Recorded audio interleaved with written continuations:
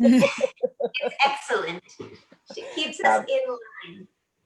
Okay, I look forward to hearing everyone, and I see you ladies later. All right. All right, we're on. This is our first live stream. Oh, here we go. And I'm gonna, Everybody quiet. That was me. That was me. All right, did you hit record, Sony? Are you recording? I did. Everyone caught a quick glimpse of Sylvia. Okay. So we'll just get it started. We are on today with our very first council member seeker guest, Briget Rein, right? From Carroll Gardens. Perfect. From Carroll Gardens. So Briget, I'm very excited to speak with you. I've got 2 kids in the public school system, and I just want to say, Briget, what happened? It was such a crazy mess. What happened? And what are you taking from this to carry into your term should you win that seat? Okay. So what really happened is that we started getting sick from the pandemic. And Bill de Blasio decided that he wanted to keep the schools open. And the mayor, you know, tried very hard to figure out how to navigate through this pandemic in the beginning. So he kept the schools opened and teachers were getting sick. And some teachers died. And my union president decided that he should just say to Bill, this is not working. And Bill then had to reevaluate what we needed to do. And what we needed to do was close the schools and go on to remote system. And the remote system, Bill then, with Chancellor Carranza, decided to, you know, give out hotspots, and it was just a mess how they did it. Poor Anita Scop, our superintendent, she was like fried. I was with her, you know, I've talked to her while the pandemic was happening and they were closing the school. I said, Nita, what do you need? And she was fried because of the fact, you know, she had to give out laptops. She didn't know where the laptops were coming. I would get calls from, you know, philanthropists. Oh, I'd like to donate laptops. It was just crazy. And the DOE said we have enough laptops. So it was just a mess. So then we got a little bit calmer. Yeah. We did the remote. And you know, the teachers worked really hard trying to develop curriculum and trying to become remote. And then I know that you want to ask some questions during my talk. So we did the pandemic, we did it remote, and then everybody was starting to get better and things were getting better. And then the union said to Bill, so what are we going to do now? Shouldn't we start thinking about reopening schools? And this is what's happening. I was there and we had discussions about reopening schools. The UFT was part of the discussion. The teachers were part of the discussion, the superintendent, the principals. And it was a hard road. Yeah. What I would do differently is I would always have a plan for disaster. And this was like a disaster. And what do we do in disasters? We have a plan for, you know, disasters. And first of all, we should be always training teachers on remote and how to do that properly. And that should be part of the training in schools. I always believe that schools should be training teachers college, everybody should be training teachers on how to do this remote, because I'm going to tell you, it's here to stay. Because of the fact of, if you really notice it, no more snow days. It's a remote day. So it's here to stay. And if there's, oh, I'm sorry, I'll let you speak. I was just going to say, I'll just jump in real quick. Christy, I know somebody posed a question earlier about what the future holds, what next year holds. Can you share? Yeah, we have, let me find her name. So Julie Barron had asked on our Facebook page whether you support 5 days a week for all kids in this coming school year starting in the fall. Is that something you're on board with? I don't just support it. I am speaking about it. I believe we've got to get back to the world. Okay? And we have to be smart about it. We have to wear our masks. We have to be making sure that we are socially distant. It could be the 3 feet. It could be the 6 feet. Randy Weingarten, my mentor, she did a whole discussion today about getting back to normal. We've got to get back to normal. And I've worked very tirelessly on the vaccination program that the UFT set up, making sure that teachers get vaccinated. Every teacher must be vaccinated. Everybody must be working to get those schools open, making sure that every school is open because the kids need to be in school. And the kids also, and one thing I just want to say before I let you speak, is the kids also need to be given social, emotional support. We've got to return back of what it looks like to be a normal classroom. I'm sorry. I was going to ask you, Briget, is it even possible to have a vaccination program for kids in schools so that when the younger set is allowed to have them, we can make sure that they get access to them quickly if their families should choose that? Okay, so I'm going to tell you, as a city council member, I'm going to pledge that I'm going to work with H&H, which is Health and Hospitals, to make sure that the vaccination program goes school-wide, that the kids are given a time. There used to be, I remember when I was a kid, they gave the measles shot, and it was during school time, and I got it in the gym. I remember because my mom signed me up for the measles shot, and I got my measles shot in the gym. A nurse came in, or in the nurse's room. So if we're able to do it the way I'm looking at, my vision is that I think we should have vaccinations in our schools, making it available. We have health, as we did it in a gym at Thomas Jefferson High School. We can do it in a gym in any school. And I think that allows parents the ability that they know the kids are getting the vaccination and the kids are being still supervised, and that they don't have to take time out of their day to do it. A teacher can bring them down to the nurse's office or into the gym where nurses are, and they can get the vaccination. And they don't really need to be present. So we can work that out. But, we do that in the community learning schools. We have clinics that provide our regular care for our students. And I'll work together with Anita to try to see if we can get that done. I'm not promising it's going to happen tomorrow, but I'm saying to you that I'll work with H&H and the Department of Health and Anita Scott to make sure that our children are vaccinated. I'm just going to pause for one quick second and let our attendees know if you have any questions, go ahead, add them to the chat box. Briget is here. She's got a lot to say. It's going to be great. We'll have a good talk. Yep. Briget, I want to just stay on the schools topic for one more second. We just leapt right into it. I know you've got a half hour with us, and we got a lot of ground to cover. And if we go a little over, it's fine. Great.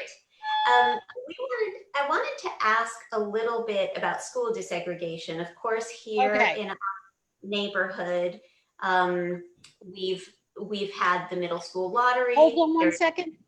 Of course. Okay, the door. Somebody was at the door. Who is it? Anyone good? Oh, no, it's a volunteer. Okay, continue. School So of segregation. course we have the middle school lottery system. That's a big change for us. Yep.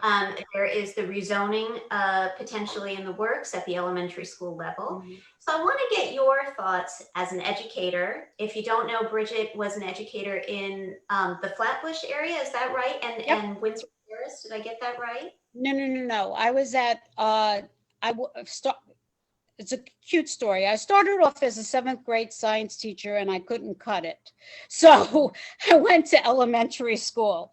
So I did pre-K, K through 5 social studies, and I did K through 5 Spanish, and I don't know so much Spanish. And and then what I did is I moved from 104, which is in Bay Ridge.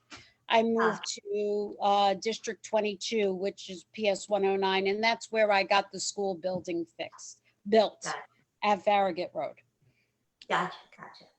Okay. So she's been at this a little bit. She knows a thing or two about schools, probably a thing or two about the conversation around desegregation.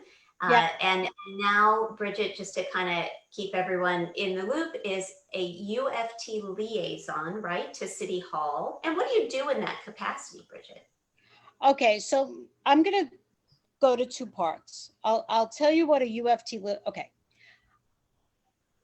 you know, UFT has a lobbyist that goes to Albany, and her name was Carol Gerstle. She was a community member, and then it became Jason Boone, and then it became Cassie Prue.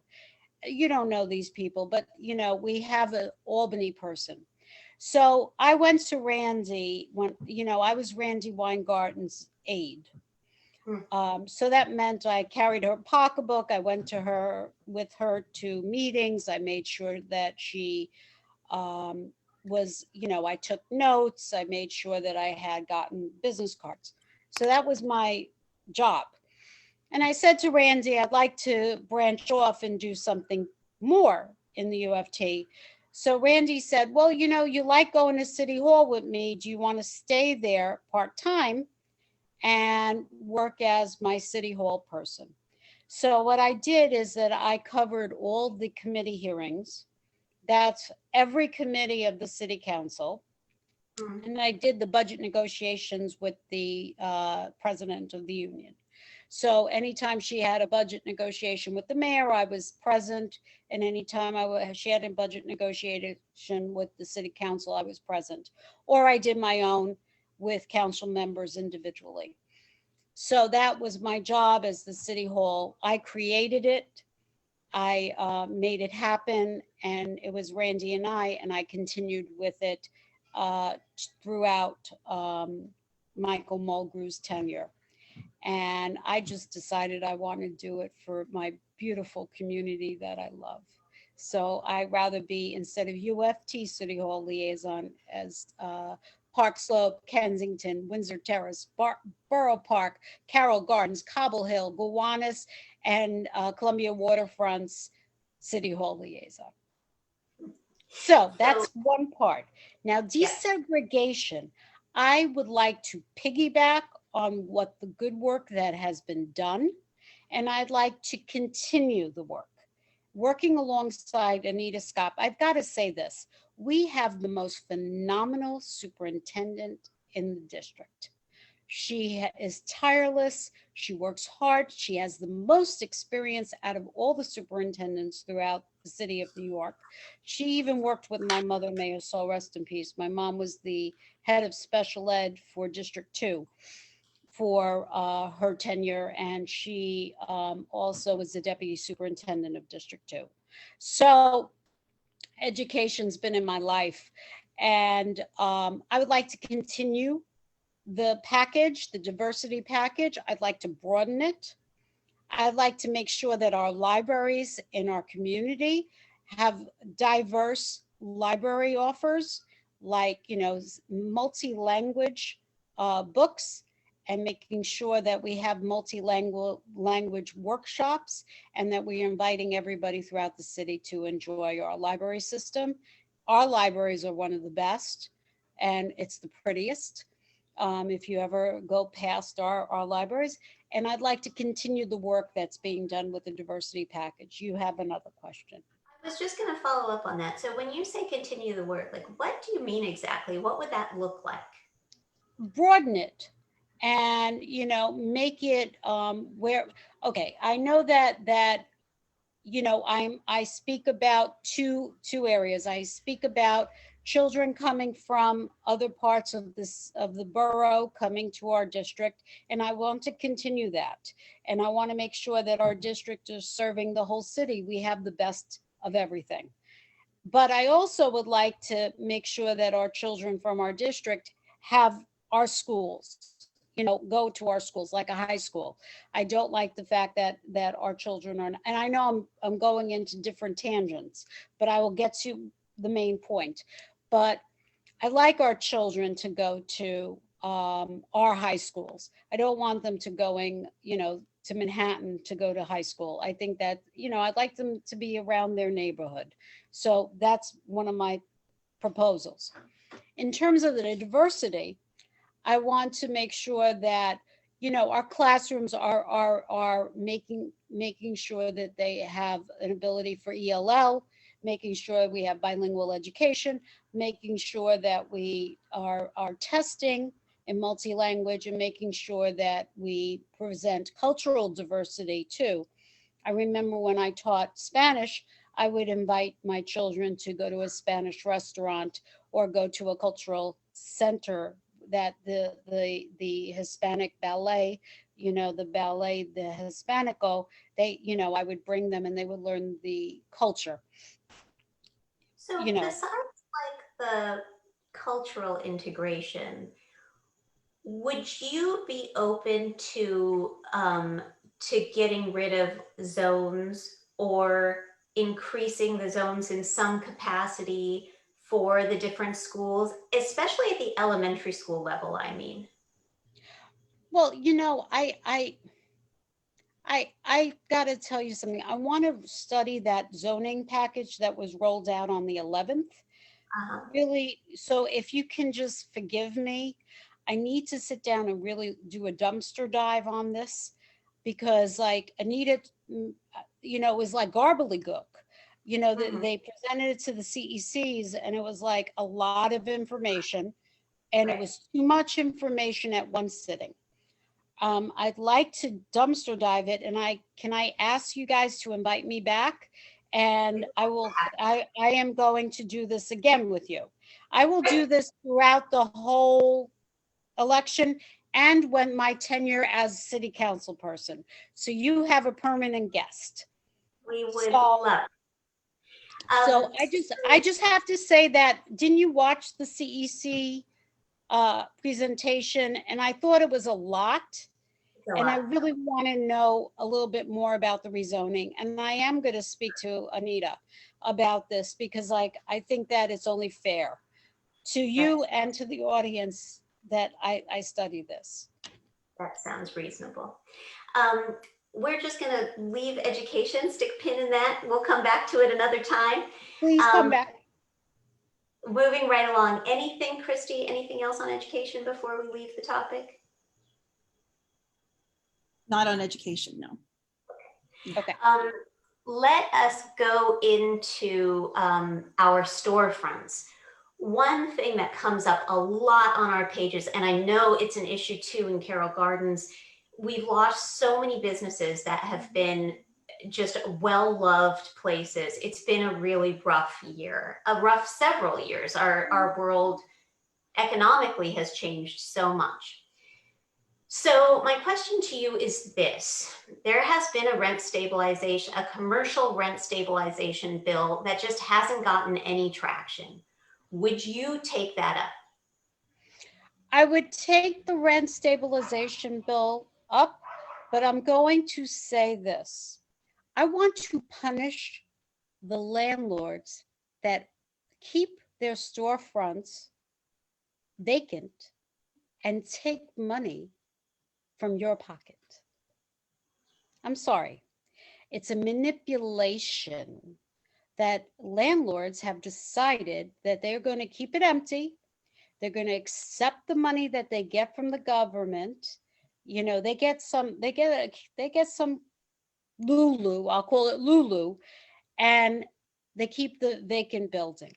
So what I'm gonna propose is, one, I'm going to take the rent stabilization bill and I'm gonna carry it.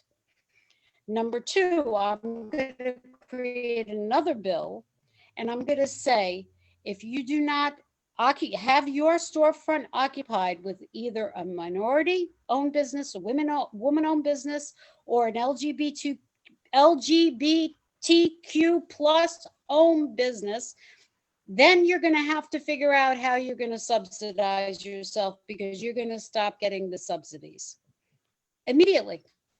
You have to show proof that you're advertising and you're showing that you are showing the development to a prospective storefront, a prospective small business.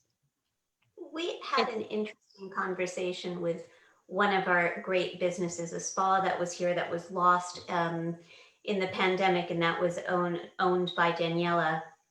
And she had two great suggestions. One being that the boilerplate lease for New York City should be reconfigured so that there are some protections during pandemic times that would protect longtime businesses from having to put their personal equity into, I mean, it would be their equity, but they couldn't be personally liable in some extraneous circumstances and things like that. And she had some very good ideas. Is a reconfiguration of the lease something that you would push for? Yep, exactly. Love it. Christy, anyone coming at us with any storefront stuff? Not about storefronts, no. There are, I can tell you what other topics are coming up, or do you want to finish this one out? Yeah. Let's dovetail it with what some of our attendees are thinking of. Okay, you change the subject a bit. Can we talk about your stance on the so-called defunding the police, and where you stand on the budget for the NYPD, and how you would or would not reallocate certain amounts of money from them? Well, okay, so I just want to tell you, I would like to congratulate Danny Drum. He did a fantastic job of putting the commissioner to task about the amount of money he is requesting from City Hall. I'm going to say the word reimagine the police department, and how we're going to do that reimagination. And how we do it is by, one, making sure that we have the CCRB reevaluated. We got to reevaluate that. When there is problems with police officers, we're going to have to reevaluate how we do this due process. I understand, I'm a unionist. I understand everybody has due process. But if a police officer does the behavior that the police officer in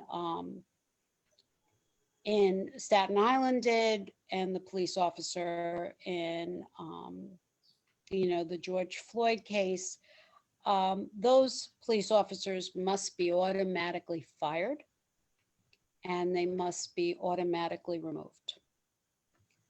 They have no way of getting due process. You harm or kill an individual, there's something wrong there. There also needs to be a discussion about who hires the police commissioner, and it cannot be the mayor. It has to be hired by the city council, and that the city council needs to have direct authority of the budgetary process, the oversight process, and also the ability to criticize and correct problems that are happening at the police department. There should be an influx of money with the police for social workers and psychologists to be on hand, trying to make sure that they're at scenes of crime that are not, making, life threatening, or there is there is some sort of peril. We've got to have a social worker and a psychologist to discuss this, to discuss with the person that's causing the infraction. And we have to have a discussion on with, we also have to have training within the police department of how to handle this de-escalation of violence and this de-escalation of problems. So just to be I- clear, you are saying, you are of the position that like the funding would stay within the police department, but there would be an expanded social services that Yep. would be within the police department itself. Right, but there are some offices in the police department that they don't need to be there. And when you look at the budget, okay, so I'm going to explain to you, a budget book is like the size of a couple of binders. So in every budget book, when you do the city budget, you have each department gives out like you're supposed to do a, like a grant, application. So each department, like I do this, when I was doing city council work, I did this. So each department that I asked for money, like the community schools, would give an overview of what they're going to use the money for. And then you have to have a review process of, did this money get used and what did it get used for? And was it necessary and was it unnecessary? I think the police department needs to have us look into the books and figure out, are there some things that the police department needs? And does the police department, they don't need this, we could reallocate the funding somewhere else. I'm saying, I do not want to I'm making it clear, I want us to be crime-free. I want us to be able that we have safety happening in our community.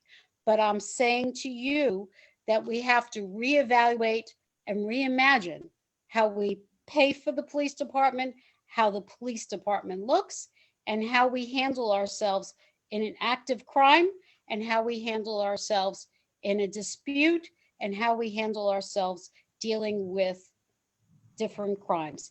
And also the CCRB, which is the review board, must be reevaluated and we must in the city council have the oversight.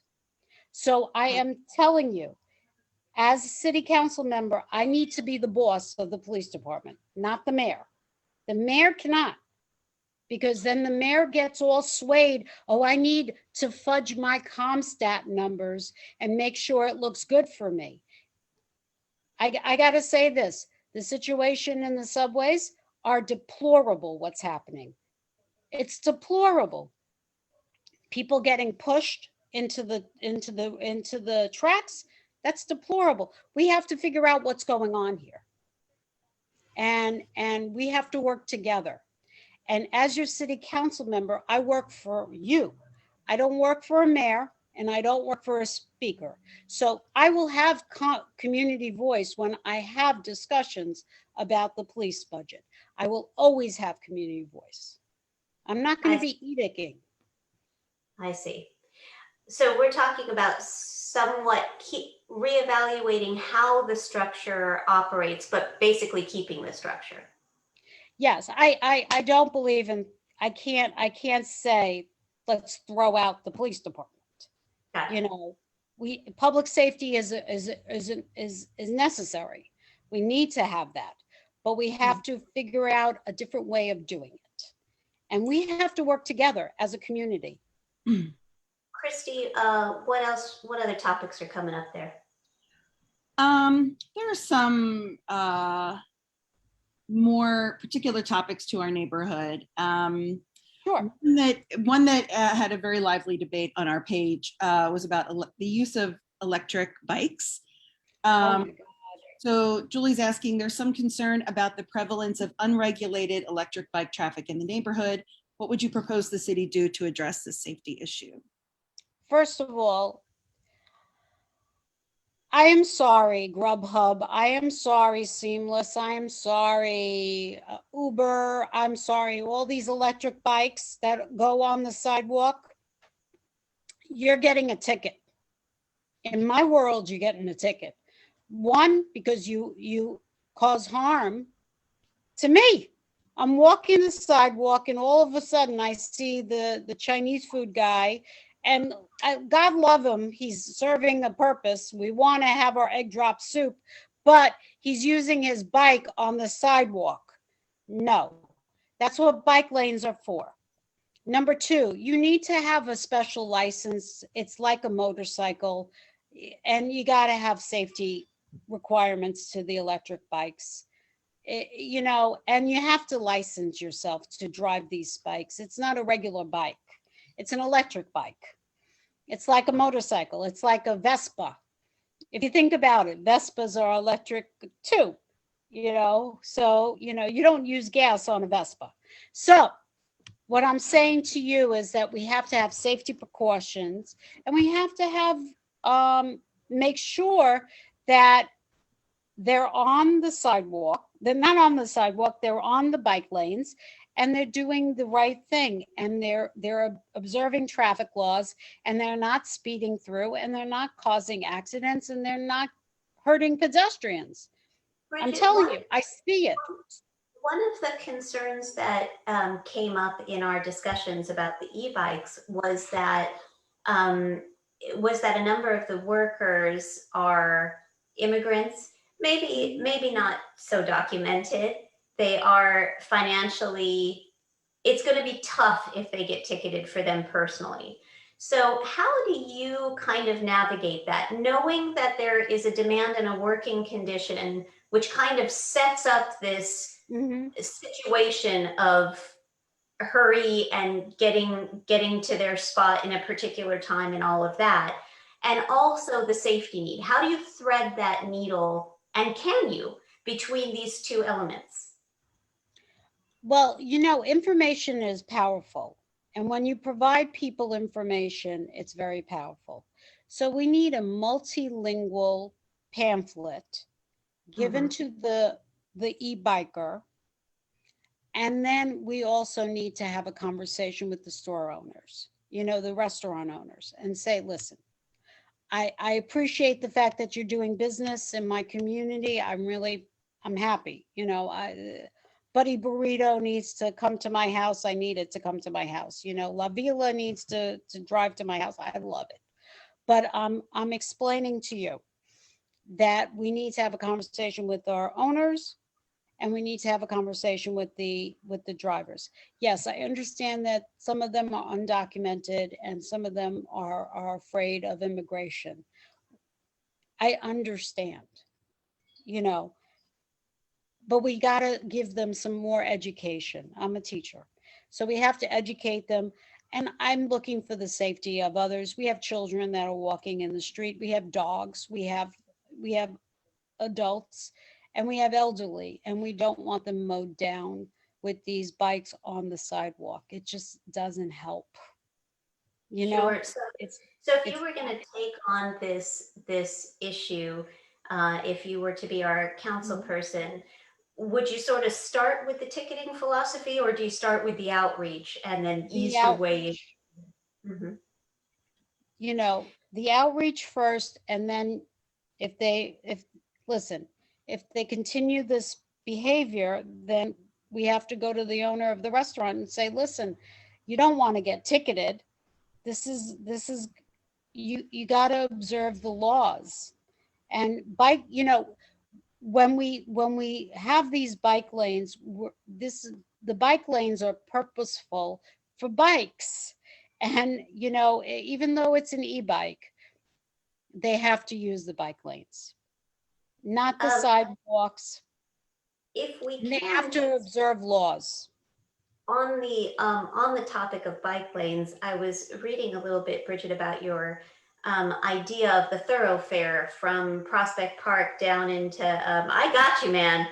I got you, down into Red Hook. So tell me a little bit about this. This is another issue that we are constantly arguing about in our neighborhood, where we definitely want to use our streets more. We definitely want to have access to that space, but we've got cars and we've got logistical things. So how does this all fit together, and how does your plan fit into all of those different concerns that we have? Well, I'm glad you brought that. This is becoming my favorite topic, and if I get it done, and if I get it done right, I'm gonna be so thrilled that it got done. We had a bus line going in on Union Street. Do you know that bus line was kaput? They took it away from us. We had a defined bus line. Mhm. So I believe that I would like to widen the pedestrian walkway and the bike lanes, and then have a uniform bus line that goes from the park to Red Hook. And it's a way of accessing the park. It's a way of promoting small business. It's a way of getting people to be part of our community. And for those who haven't been able to use the park, it gives them access to this wonderful park that we have. I think our park is better than Central Park. It's more familiar, it's more family, it's more community, and it's lovely. And I would love people from Columbia Waterfront to be able to use that park without driving a car, or without taking an Uber, or without, taking 6,000 subways. Here's a defined bus line, and you have your bike lane, and you have your pedestrian walkway, and it promotes businesses. It just brings everything back to the community, and that's Well, what I'm about. you are talking to people who love this park so much, so you're speaking to the choir here. I know that we are at 5:30. Can you hang out with us a bit A longer? little bit longer. I'm enjoying myself. We are just getting started, Bridget. We Yeah. haven't even scratched the surface. Let's go. Let's Christy, go. Yeah. Can I ask you to clarify that proposal? Is it closing Union Street to traffic from Yes, end to end? we can look at it two ways. If I had my druthers, I would close it to traffic. If the reality is that can't really happen, so we could have defined hours that, the traffic will be closed, and then the bus line continues, but we'll always have that bus line, Right. always. An MTA bus line, a regular MTA. Of course. And parking on Union, or no? I wouldn't want parking on Union. If I'm going to widen it for pedestrians, and if I'm going to make it available for bikes, I don't really think we should have parking on Union. And it's also a way of having us, on a good day, on a day like today, wouldn't it be nice if you walk down from Columbia Waterfront to the park, and you feel you don't have to battle the traffic? I might be bold, but you don't want to battle the traffic. We have a lot of traffic. Can we get to the Gowanus proposal? We have got to. That has been so confusing to follow with a judge order stopping it and starting it and stopping it and starting it. And now we're restarted. Okay. So this is my question to you. Sure. In terms of that proposal, where do you sit on sort of that spectrum, right? Of like, you could develop it in the proposal as it is, or you can halt development entirely. Where are you on that scale? Okay, so the problem that I'm facing is one, June 2nd, I think it's June 3rd or June 2nd, there's going to be a town hall or a meeting, and they're going to have it at the old Stone House. We're having a joint meeting with CB6 and CB2. This issue is a CB6 issue, but I understand the judge is calling for a joint session. So my spectrum is clean the damn thing up and then start the build. Okay? So you would I propose want it clean. for the entire EPA cleanup to be completed. Done. Okay, I'm going to say this. The Gowanus Canal is our love canal. Do you remember the love canal? It's our love canal. They have a mayonnaise, black mayonnaise this thick. I'm showing all the audience this thick of black gook. We don't know what's in it. They keep dredging and cleaning, and then the air is infected. I don't know what's in the air. I stopped, by the way, when I was educated by Katya Kelly from the Voice of Gowanus, I stopped going to Whole Foods. I'll tell you why, because I said, it's right there. I don't know what's in the air. I don't know. I really don't know what's in the air. I'm not saying to ban Whole Foods. Please do not think that I'm saying that. But I said, I don't know what's in the air. I don't know what's in that water. And it's a flood zone. It's a real flood zone. So everything that they're cleaning, everything that they're doing is flooding up anytime we have a rainstorm or we have melts with snow. So clean it up first. Then we'll do the development. But then we have to bring community voice in what kind of development. And not to have it luxury development, a couple of floors of affordable housing. If we're gonna do affordable housing, let's do affordable housing, the whole building. If we're gonna do workforce housing, which is a proposal that I'm putting forward, we're gonna have workforce housing, which brings all workforce housing.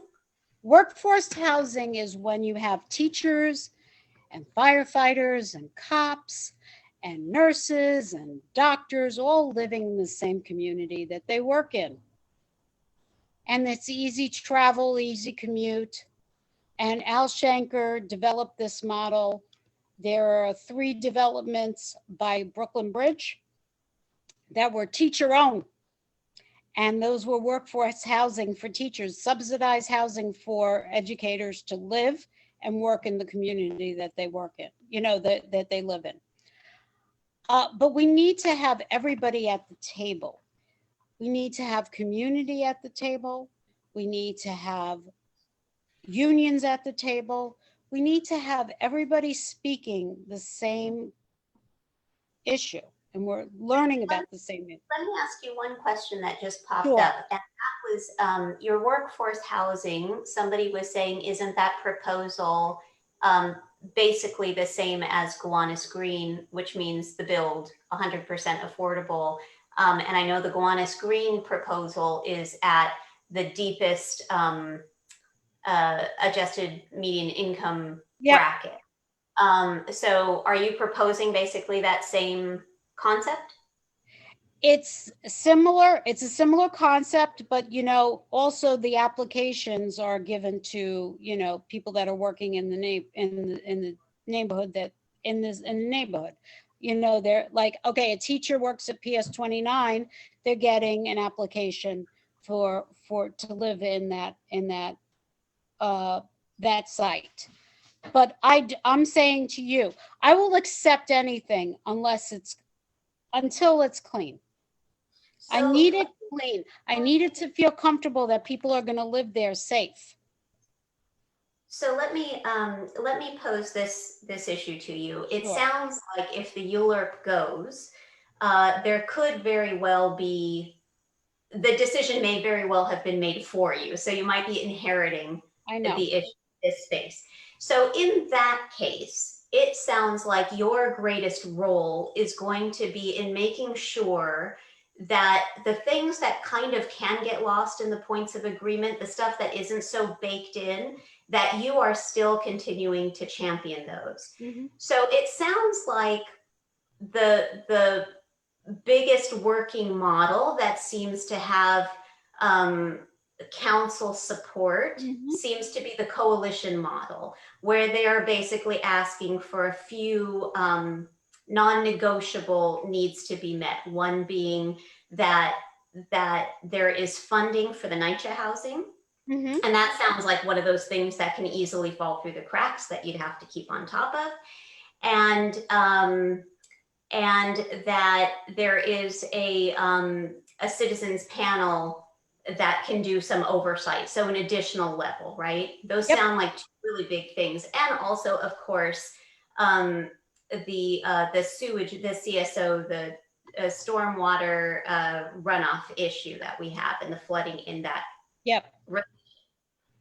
So now imagine you are the council person. Imagine this has come through and now you've got to manage this whole thing and make sure that these really important issues don't get dropped. How are you going to do that? Okay, so let me tell you, this issue and this issue alone is going to be my issue.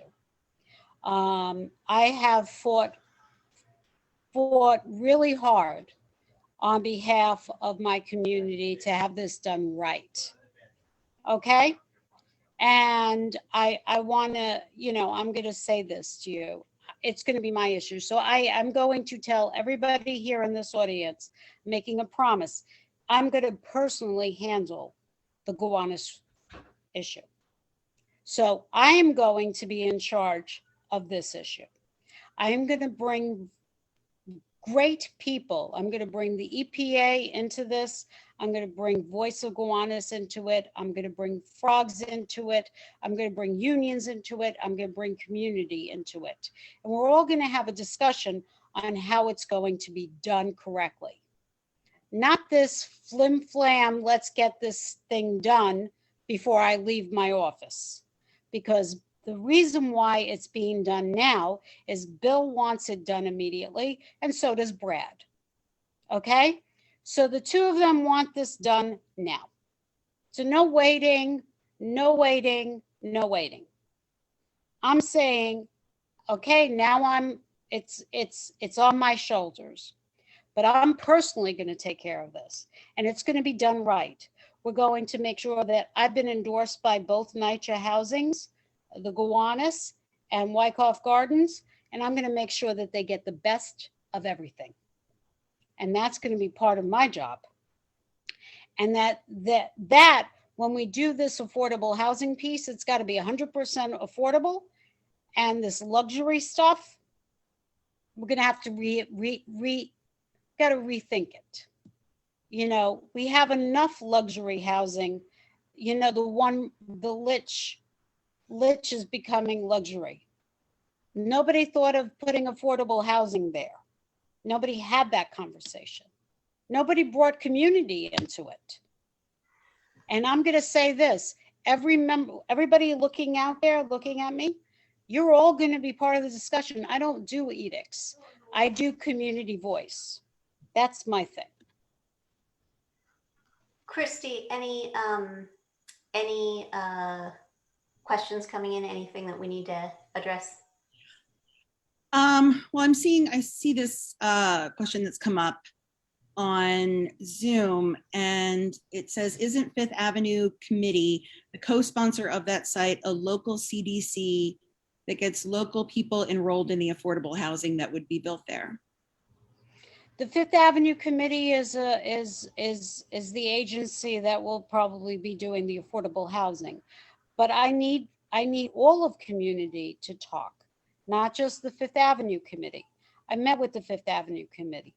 It's a great organization. They do some great things. But with this particular issue, I'm taking this on my own. It's going to be part of my job to make sure it's done right. And I'm going to be making sure that NYCHA will get what they need. And I'm going to be making sure that our community has an EPA report given, mailed to them. Every member of my community is going to get an EPA report. I've asked for that. Nobody's gotten an EPA. It's only been online. We need it mailed to us. We need it. We need a community meeting just to make sure that everything is safe. And then when we build, it has to be affordable housing, and we have to make sure that everybody is given the opportunity to come into that space. But I'm not gonna, I need to have guarantee that it's safe And and that we're doing it safely. And union work, I'm just gonna say this, union work is important. So the job site must have a PLA, which is a project labor agreement. So everybody working on that development must be a unionized worker. there is this second question, which is in here, and it just distracted me from the question I was going to ask you just a second ago. It'll come back to me. Okay. But let me just point out what this person is, or I'm going to let Christy do this so I can think for a minute about what was I going to ask you? The question in Zoom? Yeah. You asked that question while I'm thinking of what I was going to ask. It was just someone pointing out that Brad Lander has, it says, hasn't Brad been working on this for a long time, for like 8 years? Yes, he's Yeah. been working on it for 8 years, and he wants it done before he leaves. Mm-hmm. Okay. But I'm just explaining to you, I'm not blaming Brad, but I'm saying to you that the community has not been given the voice in the whole project. And, you know, people have not been brought to the table. That's my only concern. And listen, I'm a union person. So my concept of dealing with people are different. We bring people and we make them part of the conversation. And I want to make everybody part of the conversation. You know, I'm not a principal of a school that says it has to be my way or the highway. It's our way, and we talk about it. And I appreciate Brad's leadership on a lot of things, but this particular one, I'm a little bit disagreeing on the rush job. It's a rush job. And by rush job, you mean that, in your opinion, that the EPA part of the cleanup needs to be much further along or completely cleaned up before you can talk development? Yep. And if that were to magically happen in a short period of time, then you would not be opposed to the development. Is that what you're saying? You would be in favor of a large affordable complex there. Correct. And you are supportive of those non-negotiables, the ones that have been put on the table by the coalition. Those seem to be in line with what you're thinking of. Yes, but the coalition, the voice of Gowanus doesn't want any affordable, there is a lot of questions about, the development. They want cleanup. I am not saying I don't want it. I'm saying to you that I want it, but I want it done safely. I am concerned about my community.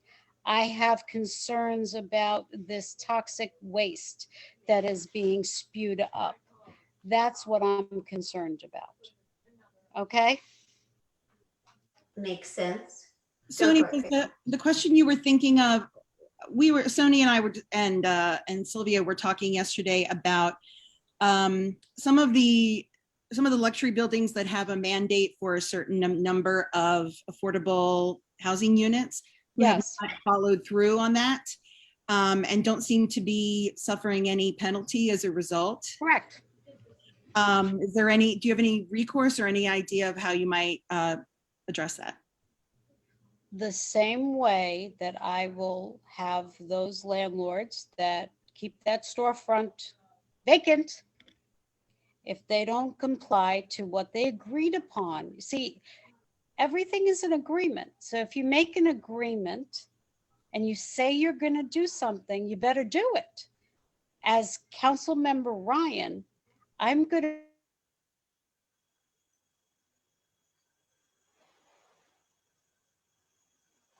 Bridget, you just your audio cut out on us there.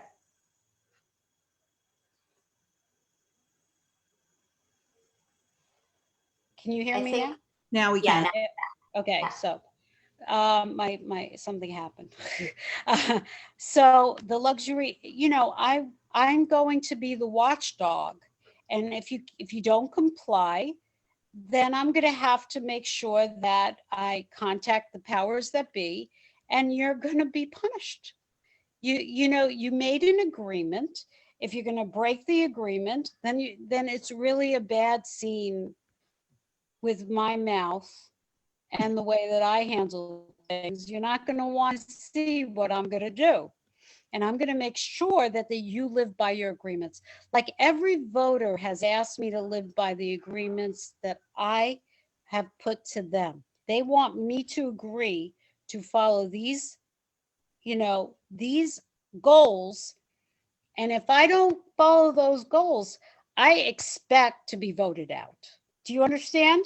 So if I don't achieve the goals that my voters want me to achieve, I expect that there's going to be a problem. If I have a developer saying that they're going to provide affordable housing and fail to do it, then I expect to give them a little bit of a, as we say it, as my mother would say it, pow pow. So I will make sure that they get a little pow pow. So what would that look like? Like what? I'm going to call the mayor's office and I'm going to have them have some penalties. What is going on? They cannot get their kickbacks or whatever they get from the city and keep all these good fortunes if they don't abide to their gentleman's agreement. I'm going to use that word, gentleman's agreement. But if they don't abide by it, then there's a problem. Christy, we got anything else coming through on the in the questions? No, we're caught up. Let me ask you two final questions. Sure. What kind of a person would you support as the next Speaker of Council? I don't have a person, but I have a criteria. Okay. One, the criteria for the speaker is he or she, they're collaborative. They are, they have the ability to listen, and they have an ability to come to our community and be part of our community. That they're not just a boss, because, speakers sometimes become like they think that they're the boss. I'm just going to explain to everybody here. The only boss I have is to the community of the 39th City Council District. That's my boss. And those are the people that I have to do right by. The speaker should make sure that the water is running and the clocks are working and everything is being done to support me and my work in the 39th. So if that person cannot be that person for me, then I'm not voting for that person. So not a particular Collaboration. ideology that you'd be supporting, not a particular outlook, more just a person you could work with. A person who is going to work with me, understand that I got to say something. And Michael Mulgrew can tell you this. I really never had a boss, and I never will have a boss. I usually get stuff done on my own, and it's like a miracle. People say, well, how did she do that? How did you pull that one off? I got $2 million for community learning school. How did I pull that off? I went to Bloomberg and I went to Dennis Wolcott and I went to the mayor candidates with my boss and I made it happen. How did I get Joe Biden to come to UFT and speak to? Because Joe is like a friend of the family's and I have a connection to him. So I went and I used my connection. I'm telling you. So I get stuff done and I really don't have a boss. So when a speaker comes around, I'm just going to say, they're not going to really be my boss because I'm going to want to get stuff done for my community. So they're going to have to understand who I am. And they're going to have to work with me and be collaborative with me and understand that the people that I work for are the people of the 39th City Council District. Damn straight. Just kidding. So here is my my final question to you. If there are no others from the Park Slope crowd, here is the final one. So everybody who's tuning in, this is a 2-year term, not the normal 4-year term. It's a 2-year term, re-election, 2-year term, then back to the 4-year term, blah, blah, blah, something to do with the census. Anyway, if you could accomplish only one thing in your 2 years, what would that one thing be? Can I have two? Because be fair to me. One thing, Bridget, one thing. If I can get the Union Street idea done in 2 years, I will. Out of curiosity, what would your second thing be? My second thing will be is creating two high schools in the district. And I would love to do that too. And by the way, can I just say one thing to everybody here? Do it. And I want to say that this is the only job I want. And I want to be 10 years with all of you. I'm not looking to be Congresswoman, and I'm not looking to be mayor, and I'm not looking to be governor, and I'm not looking to be anything. I'm only looking to be the 39th City Council person. I've achieved everything in my life, and this is my final act.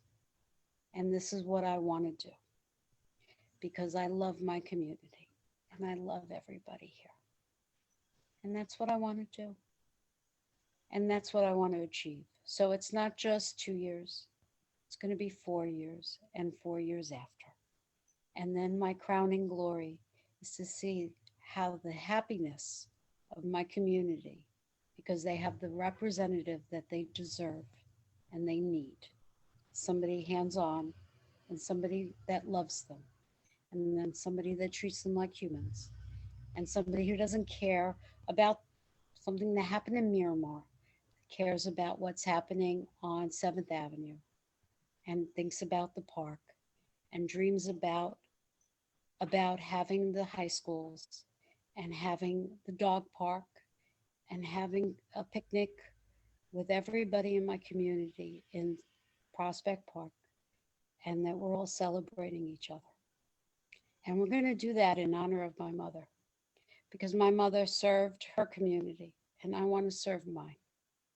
So that's what about me. Bridget, thank you so much for we kept you well past your half hour.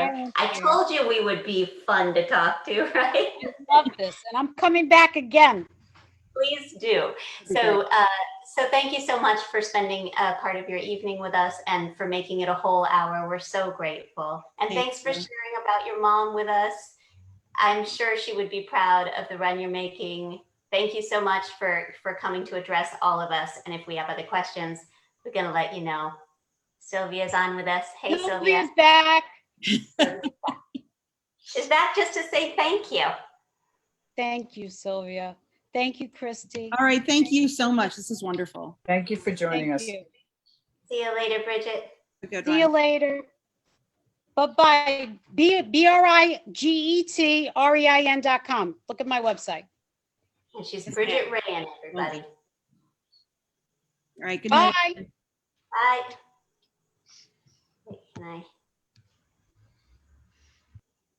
There she goes. All right, Park Slope, that's it. We did it. That was our first. Thanks so much. We'll see you soon. I'm going to put this up on Facebook. I can't lie to you guys. I kind of forgot to hit record at the beginning. I'm so sorry. So you're going to be missing a little bit, but we'll fill you in on the details if there's anything you really wanted to know about. Thanks so much for joining us. Thanks for your questions. We're going to see you next week. Next week, get ready for this. Next week, we've got Shahana Hanif. We've got Brandon West. We've got Doug Schneider. All three, all next week. See you then.